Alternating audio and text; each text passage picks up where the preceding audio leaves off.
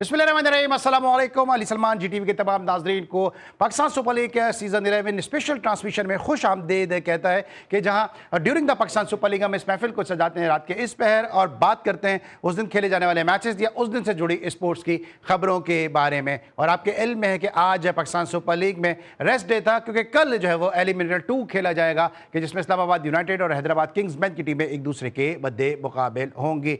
आपको याद होगा कि हैदराबाद किंग्समैन इस्लामाबाद यूनाइटेड के सामने ही एक मौके पर 80 रन पर भी आउट हो चुकी है, क्योंकि अगले मैच में उसने कामयाबी हासिल की थी। लेकिन अब जो मुकाबला होगा उसमें गलती की गुंजाइश कोई भी नहीं होगी और उम्मीद है कि वो शिकस्त का दाग जो है वो धोने में हैदराबाद किंग्समैन जो है वो कामयाब हो जाएगी और बेहतरीन एक खेल देखने को मिलेगा। लेकिन जना कुछ दाग तो अच्छे होते हैं और कुछ दाग गहरे होते हैं, लेकिन दागों की फिक्र नहीं करनी चाहिए क्योंकि उन गहरे दागों को मिटाने के लिए सर्फ एक्सेल है ना। और आपके इल्म में यह भी है कि जी स्पोर्ट्स को यह खासा हासिल है कि जी स्पोर्ट्स शायद पाकिस्तान की स्पोर्ट्स मीडिया इंडस्ट्री का वो वाहिद शो होगा कि जहां हम ना सिर्फ इंटरनेशनल प्लेयर्स को याद रखते हैं, ख्वाह उनका ताल्लुक किसी भी खेल से हो, वहीं साथ साथ हम ग्रास रूट और डोमेस्टिक के प्लेयर्स को भी याद रखते हैं। और उन्हीं में से एक आज एक ऐसे क्रिकेटर जो अपने वक्त के ब्लास्टर बैट्समैन थे, जिनको अपने दौर में हॉट केक के तौर पर लिया जाता था, शॉर्टर वर्जन में एक बहुत ही ज़बरदस्त बैट्समैन समझे जाते थे, अमीरुद्दीन अंसारी साहब जो मैच रेफरी भी हैं और अभी गुज़िश्ता दिनों अपनी मैच रेफरीशिप की जो म्याद पूरी करने के बाद रिटायर हुए। आज अमीरुद्दीन अंसारी साहब फॉर्मर फर्स्ट क्लास क्रिकेटर अपनी सालगिरह को भी सेलिब्रेट कर रहे हैं। हमारी जानिब से, मेरी प्रोडक्शन टीम की जानिब से और उनके जो देरीना दोस्त हैं निज़ामुद्दीन साहब, उन सब की जानिब से अमीरुद्दीन अंसारी साहब को उनकी सालगिरह की बहुत बहुत मुबारकबाद। अमीरुद्दीन अंसारी साहब का एक और भी कारनामा है कि पाकिस्तान की जो फर्स्ट क्लास क्रिकेट का लोएस्ट स्कोर है कि जहां पे कस्टम्स के खिलाफ नेशनल बैंक की टीम महज 20 रन बनाकर आउट हो गई थी, उस मैच में अमीरुद्दीन अंसारी ने 130 रन की इनिंग खेली थी। तो मुख्तलिफ हैसियतों से पाकिस्तान क्रिकेट से वाबस्ता रहे, फर्स्ट क्लास क्रिकेट भी खेली, मैच रेफरी भी रहे और साथ साथ एक और जो इनका बड़ा कारनामा है कि वो ख्वाब जो सलीम करीम साहब ने देखा था पाकिस्तान डिसेबल क्रिकेट की फलाह बहबूद के लिए, पाकिस्तान के डिसेबल क्रिकेटर्स को क्रिकेट खिलाने के लिए, उस ख्वाब को जो है वो ताबीर भी जो है अमीरुद्दीन अंसारी और इनके जो रफ़ाकार है निज़ाम साहब उन्होंने दी। और अब पाकिस्तान क्रिकेट का लगाया गया पौधा जो है पूरी दुनिया में डिसेबल क्रिकेटर्स के लिए एक उम्मीद सहर बनकर सामने आ रहा है। तो हम सब की जानिब से अमीरुद्दीन अंसारी साहब को सालगिरह की बहुत बहुत मुबारकबाद। ब्रेक लेंगे, वापस आएंगे, हमारे साथ मौजूद होंगे पाकिस्तान के रिकॉर्ड साज खिलाड़ी। मिलते एक छोटे से ब्रेक के बाद।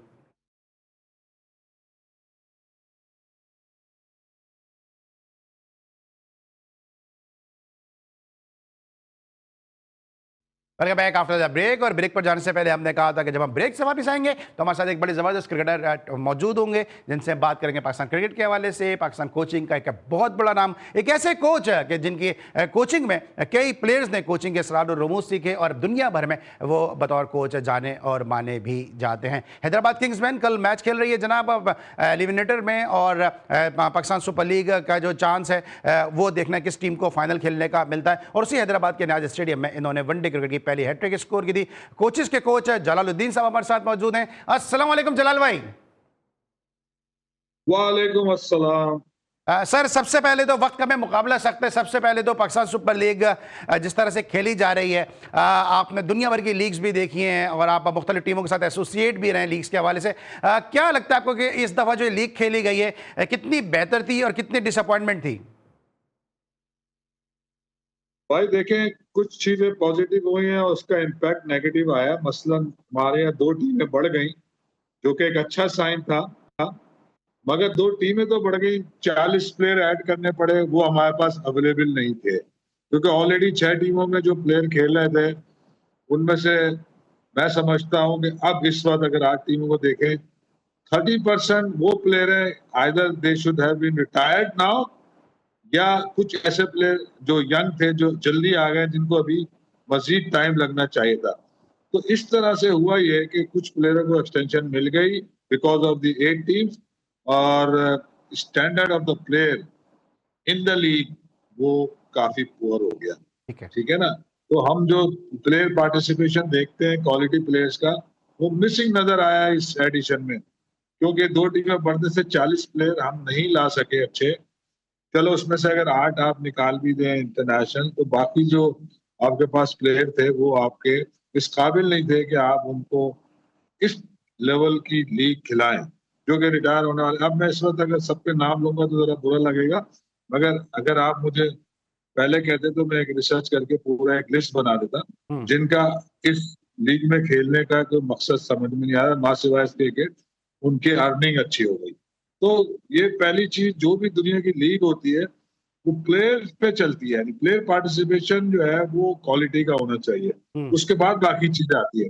तो एक तो फिर ये हो गया, दूसरा फिर जाहिर है कि हमारे यहाँ क्राउड वाला इशू आ गया, वो हम नहीं ला सके, ठीक है। बिठा नहीं सके, तो वैसे ही उसका मजा आधा खराब हो गया। ठीक है। फिर अच्छा जलाल भाई, ये तो आप बात कर रहे हैं कि इसमें लीग के अंदर जो रिटायर्ड प्लेयर थे, लेकिन उसके अलावा पिचेस के म्यार को किस तरह देख रहे हैं? क्योंकि हमने देखा है कि बहुत ही अच्छी परफेक्ट बैटिंग पैराडाइज पिचेस भी देखने को मिली, और कहीं कहीं हमने देखा कि टीमें जो अंडर 100 भी आउट हुई हैं, 150 रन बनाने और फिर 150 रन चेस करने भी मुश्किल हुए। तो ओवरऑल अगर हम बात करते हैं कि पिचेस का म्यार आपको लग रहा है कि यकसा था, या आप समझते हैं कि मुख्तलिफ जो है टीमों को मुख्तलिफ पिचेस खेलने को मिली और उसमें एतराजात भी आए?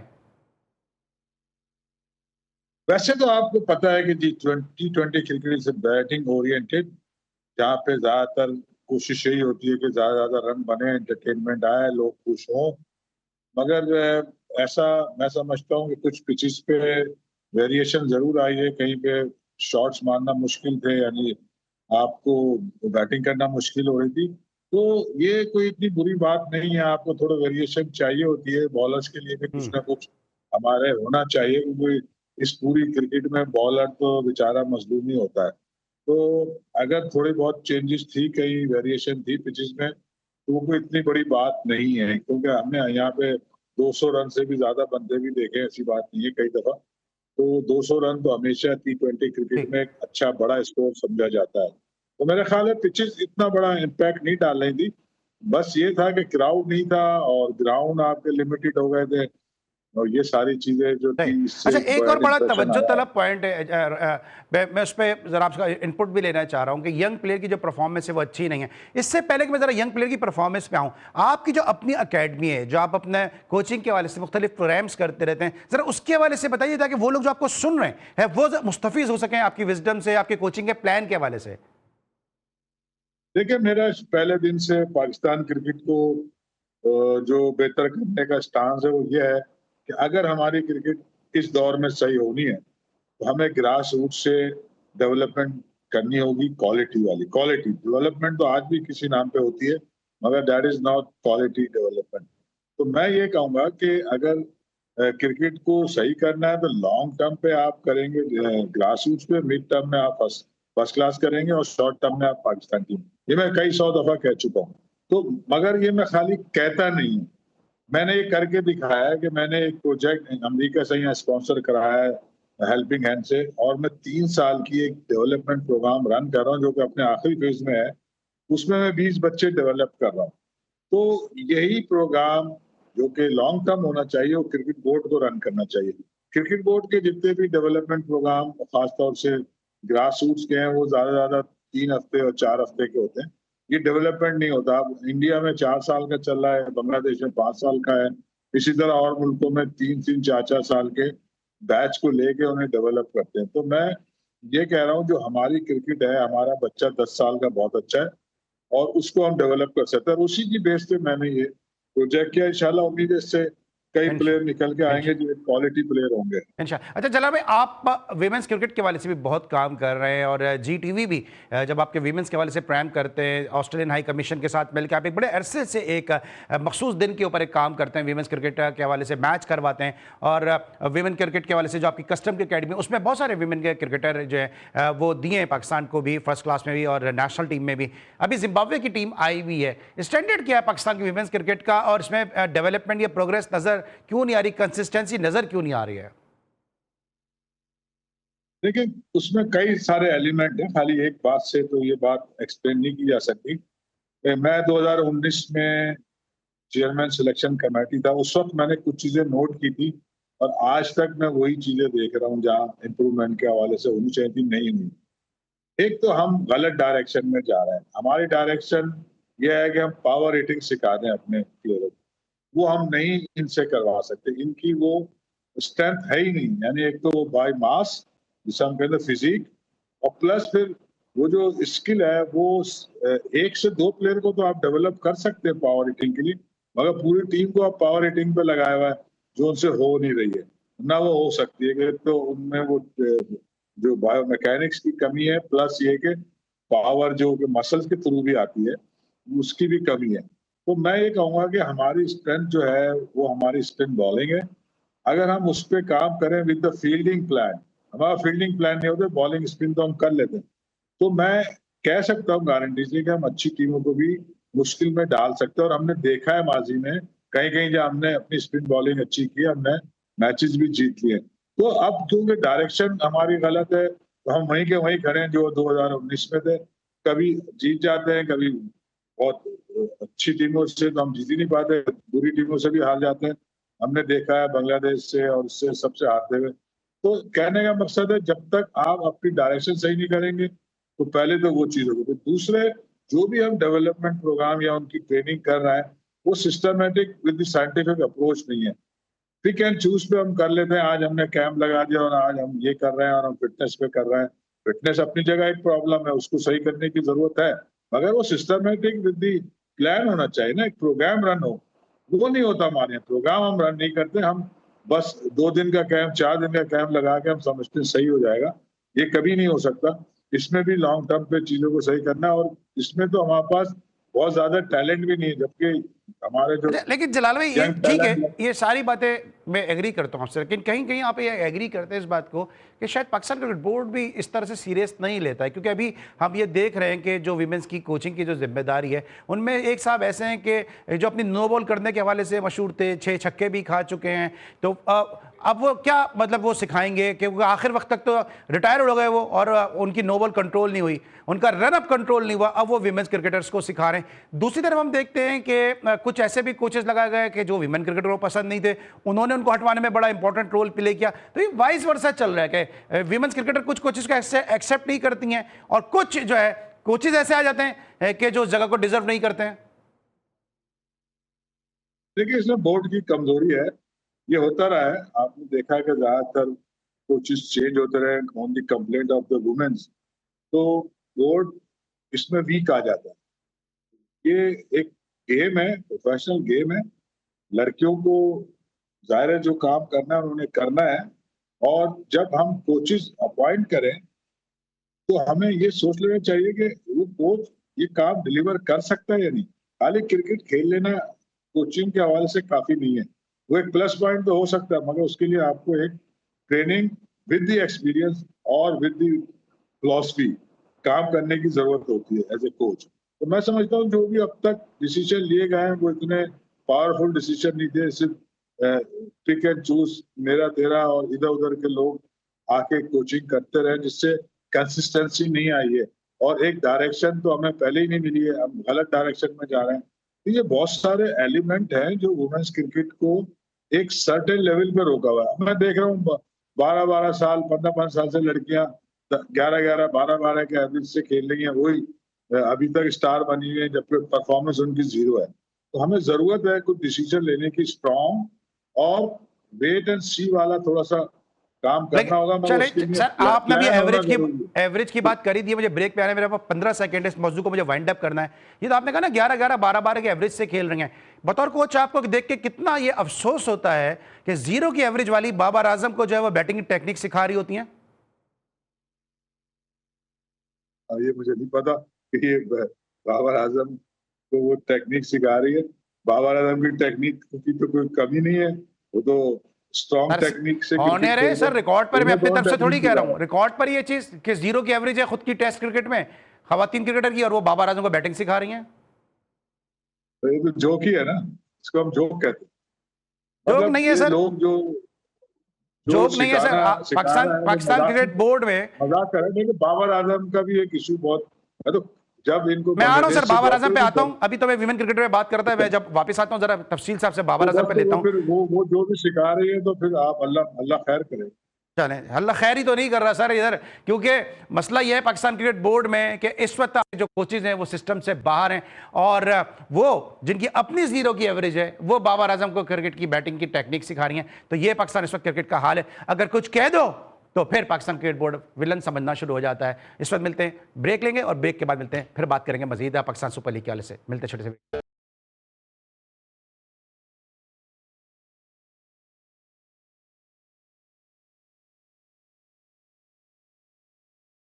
Welcome back after the break. और ब्रेक पर जाने से पहले हम बात कर रहे थे पाकिस्तान के रिकॉर्ड साज प्लेयर जलालुद्दीन साहब से पाकिस्तान सुपर लीग के हवाले से, और हमने उनसे पूछा कि स्टैंडर्ड कैसा नजर आ रहा है पाकिस्तान सुपर लीग का। इस पाकिस्तान सुपर लीग में हमने देखा कि बाबर आजम एक डिफरेंट रूप में नजर आए और उन्होंने जो सेंचुरीज स्कोर की, खासतौर पर उन्होंने जो अभी हालिया जो सेंचुरी स्कोर की है, बड़ी ज़बरदस्त उन्होंने इनिंग खेली और तमाम अपने नाक़िदीन को उन्होंने भरपूर जवाब दिया। जलाल भाई, आप क्वालिफाइड कोच हैं, आपसे बेहतर कौन बता सकता है कि बाबर आजम इससे पहले क्या गलतियां कर रहे थे और आपको लगता है कि उन्होंने इस पर काम किया? क्योंकि उनके जो उनके नाक़िदीन है वो ये कह रहे हैं कि पाकिस्तान सुपर लीग में तो उन्होंने कर लिया, इंटरनेशनल क्रिकेट में वो फिर फंस जाएंगे। देखें, पहली बात पहले कर लेते हैं। देखिए, बाबर आजम जो कि एक टेक्निकली साउंड और परफॉर्मर है, मैं ये कहता हूँ जो प्लेयर टेस्ट मैच में परफॉर्म कर सकता है वो एनी फॉर्मेट में कर सकता है। तो बाबर आजम का जो मसला था वो ये था, उस वक्त इन पे जो प्रेशर डाला गया और इनको ड्रॉप भी किया गया, उस वक्त भी मैंने कहा था कि ये वापस आएंगे, कम बैक करेंगे और परफॉर्म करेंगे। तो फिर वो जाहिर है जब इस तरह से टीम में वापस आते हैं तो फिर उनके नखरे भी ज्यादा जाते हैं। शुरू में हुआ है कि इन्होंने थोड़ा सेल्फिश रहे हैं। जब इनके पास पावर थी, इन्हें खेलना सब आता है, मगर क्योंकि T20 में आपको अडॉप्टेशन करनी होती है, थोड़ा सा रिस्क फैक्टर बढ़ाना होता है और आप कुछ शॉट अपने इम्प्रूव करने होते हैं या डेवलप करने होते हैं, जिससे आप T20 क्रिकेट में perform with the strike rate कर सकते हैं। तो इन्हें फिक्र नहीं थी, तो ये थोड़ा सा सेल्फिश थे, अपनी बैटिंग करते थे अपनी लिमिटेड शॉट से, प्लस रिस्क नहीं लेते थे और रन बनाते थे। वो चीज गलत थी उसूलन टीम के पॉइंट ऑफ व्यू से, वो इन्हें सही करने की जरूरत थी। अब इनमें कमी कोई नहीं है, ये रिस्क लेना लगे अगर तो ये अच्छा परफॉर्म कर सकते हैं। तो इनको ड्रॉप किया गया, नाराजगी हुई पर्सनल लेवल पे। उस वक्त भी मैंने कई वीलॉग्स में ये कहा है कि ये वापस आएंगे और इनको ड्रॉप करना गलत है। तो अब आज वो अगर परफॉर्म कर रहे हैं तो कोई नई चीज इनमें नहीं आई। एक तो जैसे आपने कहा कि ये इस वक्त स्टैंडर्ड ही बहुत पुअर था इसका, जो PSL थी। फिर ये एक तरह से डोमेस्टिक क्रिकेट ही काउंट होती है। डोमेस्टिक और इंटरनेशनल का फर्क अपनी जगह मौजूद है। तो मगर अच्छी बात यह है कि इन्होंने अपने स्ट्राइक रेट को इम्प्रूव करा है और जाहिर है जिस क्वालिटी के प्लेयर हैं, अब इन्हें बात समझ भी आ गई है थोड़ी सी। तो ये आगे इंटरनेशनल क्रिकेट में भी जाएंगे तो इस जो पहले खेलते थे उससे बेहतर ही खेलेंगे, क्योंकि basically is a quality player.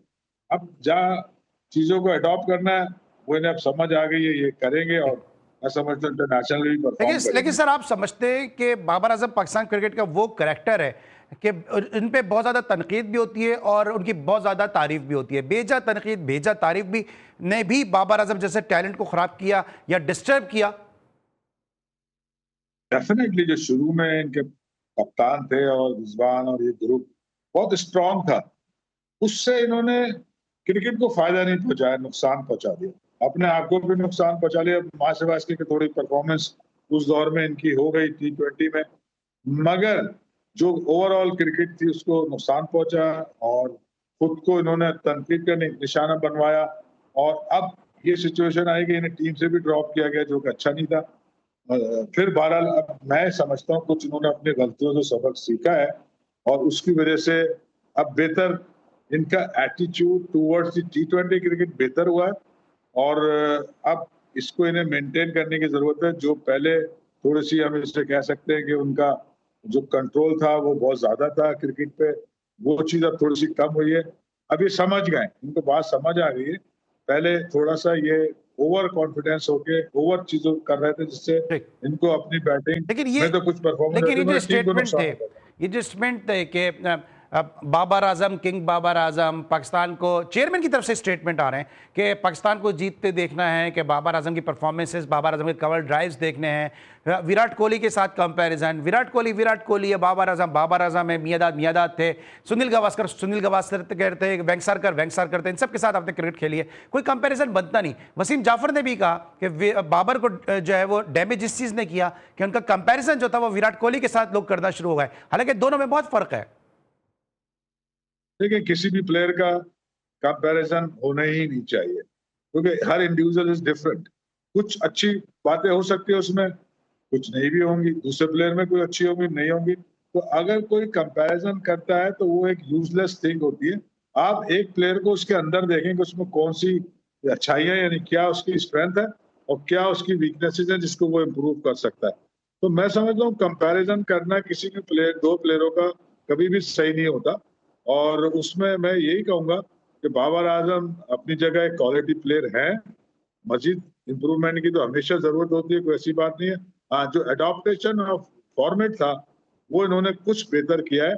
और अभी पीएसएल में हमें नजर अब आया है लेकिन चले इन्होंने कि उन्होंने परफॉर्मेंस दे दी, क्या अब हम दोबारा वही गलती करने जा रहे हैं कि फिर बाबर को कप्तान बनाने की बातें की जा रही हैं? और क्या अगर बातें की जा रही हैं तो बाबर को कैप्टनसी एक्सेप्ट करनी चाहिए माजी का एक्सपीरियंस देखते हुए और तल्ख एक्सपीरियंस देखते हुए?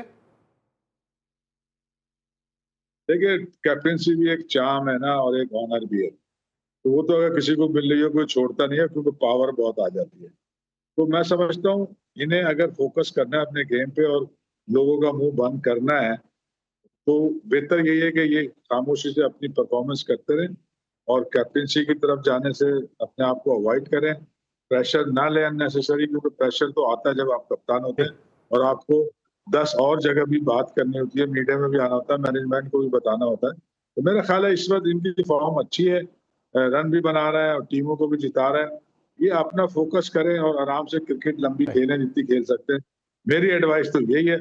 बाकी जाहिर है कि ये हर चीज इंसान अपने तौर पर फैसला ठीक है। करता है। अच्छा तो जलाल भाई, आपने एडवाइस की बात की है, आप अमेरिका में कोचिंग कर रहे हैं काफ़ी अर्से से माशाल्लाह, यूएसए में। और आपका जो हैदराबाद किंग्समैन की टीम है, कल वो मैच भी खेल रही है, प्लेऑफ का मैच खेल रही है, और जो भी टीम जीतेगी इस्लामाबाद या हैदराबाद, वो फिर फाइनल में पेशावर ज़ल्मी के खिलाफ सीज़न 11 के फाइनल में जो है वो मद्दे मुकाबिल होगी पेशावर ज़ल्मी के खिलाफ। आप यूएसए में भी कोचिंग कर रहे हैं, हैदराबाद के साथ आपकी यादें भी जुड़ी हैं, वहाँ पे अपना रिकॉर्ड भी बनाया। आपकी कोई कोचिंग के हवाले से कोई बात हुई थी? क्योंकि एक खबर ये आई थी कि हैदराबाद किंग्समैन ने शायद आपको अप्रोच किया है या आप इंटरेस्टेड हैं कोचिंग के हवाले से। ऐसी कोई आपकी बातचीत हुई थी कोई इब्तिदाई फेजेस में? कोई ऐसा कुछ हुआ था? क्योंकि आपका भी ताल्लुक यूएसए से, किंग्समैन का भी ताल्लुक, जो फवाद साहब हैं, सलमान हैं, इकरा है, उनका भी ताल्लुक है हैदराबाद से, यूएसए से, और यूएसए से। नहीं, इनको मैं खास तौर से सलमान अब्बासी और इकरा से तो कई दफा मेरी मीटिंग हो चुकी है, हेलो आया हो चुका है। मैं ह्यूस्टन की बात बता रहा हूँ, क्योंकि इन्होंने जो स्टेडियम है वहां पे भी परचेज करा है। जो पहले मूसा स्टेडियम होता था, इन्होंने, इनकी टीम जो किंग्समैन की है, वो इन्होंने कर लिया है कि इंडोर बड़ी अच्छी फैसिलिटीज में है। तो ये वहां पे क्रिकेट में तो काफी इन्वॉल्व है, मगर जो गलती इन्होंने शुरू में की थी और उसको बाद में रेक्टिफाई करके अच्छी परफॉर्मेंस दी है, क्योंकि ये जो कल्चर वहां पे था, वहां पे जो इनके प्लेयर पाकिस्तानी खेल रहे थे या कुछ और प्लेयर, वो वहां परफॉर्म करते थे। जाहिर है वो यहाँ से तो डिस्कार्डेड थे, वहां गए थे, वहां का स्टैंडर्ड डिफरेंट था, वहां परफॉर्मेंस कर रहे थे, तो वो ये समझ रहे थे कि यहाँ भी ये लोग परफॉर्म करेंगे, जो कि गलत ख्याल था। बाद में उन्होंने इसको रियलाइज कर लिया, ये अच्छी बात है, और उनको चेंज किया। तो क्रिकेट एक्सपीरियंस तो इनके पास है, मगर इस लेवल का पीएसएल का नहीं था, जो बाद में इन्होंने अडॉप्ट करके अपने आप को चेंज करा डिसीजन मेकिंग के हवाले से। वहां पे इनका अच्छा क्रिकेट सेटअप है, वहां ये बड़े मैचेस लेकिन और बड़े आपको अप्रोच टूर्नामेंट किया था जीतते क्या हैं। कोचिंग के लिए? कोई ऐसी बात हुई थी? नहीं नहीं, अप्रोच उन्होंने, मेरी एक फवाद साहब से तो कभी डायरेक्ट मीटिंग नहीं हुई है। वहां पे मेरा जो थोड़ा बहुत लिंक है वो सलमान अब्बासी या इकरा या इनकी जो एक और गुरु हैं वो मिर्जा जो है, वो इनके फैसल मिर्जा, वो इनके, उनके साथ मैंने हेलो हाय जरूर की थी।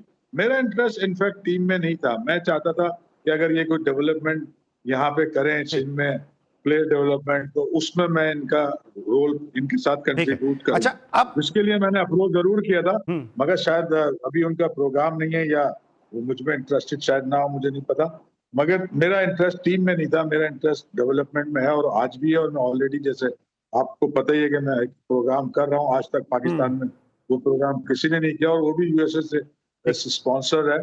तो उसकी तो मेरी एक्सपर्टीज है, मैं करना चाहता हूँ। मैं, अगर हैदराबाद किंग्स भी चाहेगा तो मैं करना चाहूंगा, मगर जाहिर है कि जब तक वो उनका अपना इंटरेस्ट मुझ में नहीं ठीक होगा, तो मैं तो उनके पीछे तो नहीं भाग बिल्कुल सकता। ठीक है, बिल्कुल हाँ, ठीक मैंने है। जरूर उनसे और किसी जलाल भाई ने अपनी, डायरेक्टली अब आपने इनडायरेक्टली अपनी बात सर्विसेज, की थी। आपने अपनी सर्विसेज ऑफर कर दी हैं for the betterment of the Hyderabad player Kingsman. Development या डेवलप वाले से जरूर ठीक है। मैंने अप्रोच किया था। हम्म वो मैं आज भी रेडी हूँ, ठीक है। अगर वो चाहेंगे तो जरूर ठीक है। करेंगे। ठीक है, इस वक्त हम लेंगे ब्रेक, और जब ब्रेक के बाद वापस आएंगे तो बात करेंगे। अब कल जो मैच खेला जा रहा है Islamabad United versus Hyderabad Kingsmen, उसको डिस्कस करेंगे। मिलते हैं एक छोटे से ब्रेक के बाद।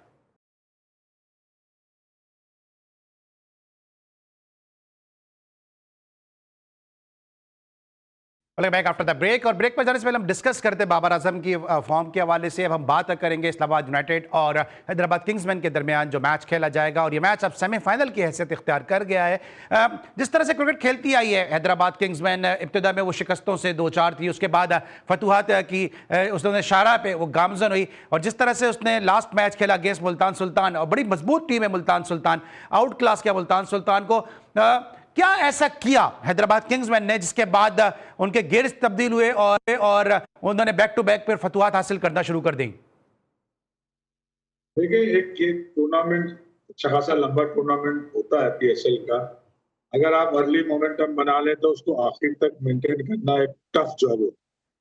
मगर क्योंकि ये हैदराबाद किंग्समैन जो था शुरू में काफी पुअर परफॉर्मेंस दी थी, तो उन्होंने बहुत जल्दी इस बात को सीख लिया और अपना बैटिंग ऑर्डर के हवाले से कुछ बॉलिंग को रखते हुए उन्होंने चेंजेस की, जिससे उनकी ओवरऑल परफॉर्मेंस पे फर्क पड़ा और उसको फिर उन्होंने मेंटेन किया।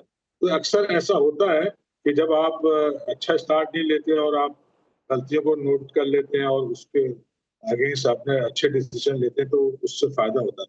अब क्योंकि मोमेंटम बन गया इनका और हमने देखा कि उन्होंने आखिर में काफी अच्छे अच्छे मैचेस जीते हैं, तो इस लिहाज से अगर आप बात करेंगे इस्लामाबाद और हैदराबाद किंग्स का, तो मुझे यही लगता है कि जिस तरह से ये क्रिकेट खेल रहे हैं और उन पे से प्रेशर भी वो हट गया ना, जो अब ये तो ऑलरेडी लकीली क्वालिफाई किया ना जो लास्ट टॉप 4 में, तो उस वक्त इनको जो क्वालिफाई करने का प्रेशर था वो तो निकल गया था। तो इसलिए इनकी क्रिकेट खेलने का अंदाज और दूसरी टीम जो कि जीत के आ रही थी ज्यादा, वो बड़ा फर्क था। वही फर्क मुझे नजर आया कि ये फेयरलेस जो इनके अंदर मौजूद है वो डिलीवर करने की कोशिश की।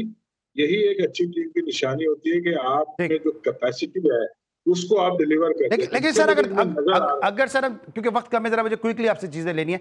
अगर हम इस्लामाबाद यूनाइटेड की बात करते हैं, इस्लामाबाद यूनाइटेड को आप कितना मजबूत कंटेंडर देख रहे हैं फाइनल में पहुंचने का, और दूसरी तरफ उनके जो 2-3 प्लेयर हैं, एक तो ये कि समीर मिन्हाज को किस तरह आप एवोलेट करेंगे, और फिर शादाब जिस तरह टॉप ऑर्डर में आ जाते हैं बैटिंग करने के लिए, अपने आप को एक बैट्समैन के तौर पर प्रूव करने के लिए, वो आपको लगता है कि जो है वो कितना मैटर करेगा? फिर तीसरा इसी से जुड़ा सवाल है, सप्लीमेंट्री क्वेश्चन है, हैदर अली किस दौर में और किस मैच में परफॉर्म करेंगे जितने उनको मौके मिल चुके हैं? मुसलसल वो फेल जा रहे होते हैं, लेकिन उनको मुसलसल मौके मिल रहे होते हैं।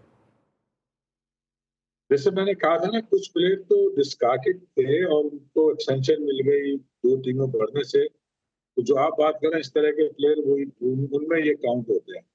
बहरहाल शादाब का तो देखिए, शादाब तो ऑन एंड ऑफ बैटिंग करते रहे हैं, उन्होंने टीम को जिताया भी है, मगर एक होता है ऑलराउंडर जो विद द कंसिस्टेंसी परफॉर्म करे, तो वो चीज उनमें नजर नहीं आई। तो जिस दिन चल जाते हैं उस दिन वो टीम के लिए बहुत फायदेमंद होते हैं। तो आप रिलाय नहीं कर सकते उनको, तो रिलायबल बैट्समैन की कमी है उनमें।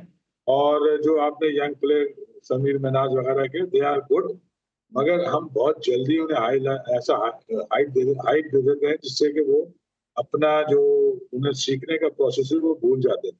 मैं समझता हूँ अच्छे प्लेयर है वो फास्ट बॉलर जो अली रजा है, वो भी इज ए गुड प्लेयर और उसको डेवलप करने की जरूरत है। अच्छा सर, एक दे एक आर एक, नेचुरल। एक डिस्कशन हो रही है कि अली रजा, पाकिस्तान को एक बड़ा अच्छा बॉलर मिल गया, अली रजा को भी खिला दें, समीर मिनाज को भी खिला दें, और जिस तरह के जो परफॉर्मर हैं उनको जो है वो खिला दें। आपको क्या लगता है, इनको 2-3 सीजन का एक्सपीरियंस देना चाहिए या फौरन ही जो है इनको इंटरनेशनल क्रिकेट में इंसल्ट कर देना चाहिए? देखिए, मैंने पहले भी 10 दफा ये बात की है कि जो हमारा डोमेस्टिक का स्टैंडर्ड है वो इंटरनेशनल से बहुत गैप है। तो हमारा जो यहाँ परफॉर्म करता है वो डोमेस्टिक में, वो डायरेक्टली जाके इंटरनेशनल में बहुत कम होता है कि वो अच्छा परफॉर्म करे। तो उसका मैंने एक फार्मूला बताया था। तो फार्मूला ये था कि क्योंकि काफी गैप होता है, चाहे वो मेंटल अप्रोच कह लो, फिटनेस कह लो, क्वालिटी ऑफ क्रिकेट कह लो, पिचेस कह लो, उसको हमें जो भी परफॉर्मर हैं जिन्हें हम लगता है कि ये पाकिस्तान को रिप्रेजेंट कर सकते हैं, उनके लिए 6 महीने का डेवलपमेंट प्रोग्राम अवेयरनेस के साथ, इंटरनेशनल क्रिकेट की अवेयरनेस देने के साथ उनको ये करा के फिर आप उनको लेकर आए इंटरनेशनल क्रिकेट में। डायरेक्ट लाएंगे तो कभी ठीक है, नुकसान एक होगा। आध प्लेयर ठीक है सर, अब एक आध प्लेयर तो चल जाता, मगर ज्यादा नुकसान होता है। ठीक है। अच्छा, अब दो क्वेश्चन बड़े इंपॉर्टेंट है। पहला तो सरफराज के बतौर हेड कोच बड़ी जो इस पर तनकीद हो रही है उनकी तकर्री के हवाले से, उनकी जो पाकिस्तान के लिए सर्विसेज हैं उस पर कोई दो राय नहीं। लेकिन कुछ लोग ये कह रहे हैं उन्होंने कोचिंग कोर्सेज ही नहीं किए। निचले लेवल पे आप कोर्सेज करने वाले कोचेस को आप कहते हैं कि जी लेवल 2, लेवल 3, लेवल 4 किया हुआ, यहाँ पे आप जो है वो बगैर कोचिंग कोर्स के हेड कोच लगा रहे हैं। बहुत अच्छे से ये पाकिस्तान क्रिकेट में हो रहा है, डबल स्टैंडर्ड चल रहा है और इसको सही होने की जरूरत है। जो हकीकत तो ये है कि जो कोचिंग को आपको सीखने की जरूरत है। देखिए दोनों अलग स्किल है, कोचिंग एक अलग स्किल है, क्रिकेट खेलने का अलग स्किल है। मगर हमारे यहाँ ये चीज कुछ प्लेयरों ने, खासतौर से 90s के प्लेयरों ने ये बात बोर्ड को प्रेशराइज किया और उनके अंदर प्रेशर तो हमेशा ही रहता है। बोर्ड बड़े नाम जो होते हैं कि जिन्होंने क्रिकेट ज्यादा खेले उन्हें क्रिकेट आती है, जो कि गलत कॉन्सेप्ट था और वो आज भी फॉलो हो रहा है।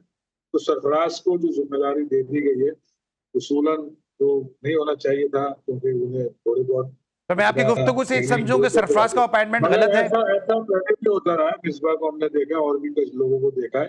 ये तो नई बात नहीं है। ठीक है, लेकिन मैं सर वक्त कम है, मैं शॉर्ट कंसाइज आपकी गुफ्तगू से ये एसेस लूं कि सरफराज की अपॉइंटमेंट सरे दस्त अभी गलत है।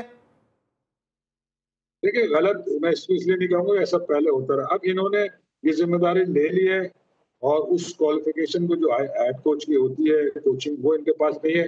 अब या तो ये साबित करें कि मैं क्योंकि एक्सपीरियंस तो है क्रिकेट खेलने का, उसकी बेस पे ये आके अगर टीम को मैनेज करते हैं अच्छी तरह तो गुड है। मगर उसूलन तो आपको मैं पहले भी कहता रहा हूँ कि आप लेकिन जलाल भाई फिर यहाँ पे काउंटर क्वेश्चन होता है ना, अगर यहाँ सरफराज इंशाल्लाह मेरी तो दुआ है कि वो प्रूफ कर जाते हैं, तो फिर जो फॉर्मर क्रिकेटर्स जिन्होंने कोचिंग कोर्सेज नहीं किए हुए, फिर उनकी बात तो यहाँ सही नहीं हो जाएगी, सही साबित हो जाएगी कि जिसने इंटरनेशनल क्रिकेट खेली हुई है वही बता सकता है कोर्सेज क्या है। किताबें पढ़ लो, एक एक दो दो मैच खेले हुए, किताबें पढ़ लो, कोर्सेज कर लो, कोच बन जाओ। तो फिर तो जो आप बात कह रहे हैं और उससे तो फिर वो आर्गूमेंट उनका फॉर्मर क्रिकेटर्स का सही हो जाएगा।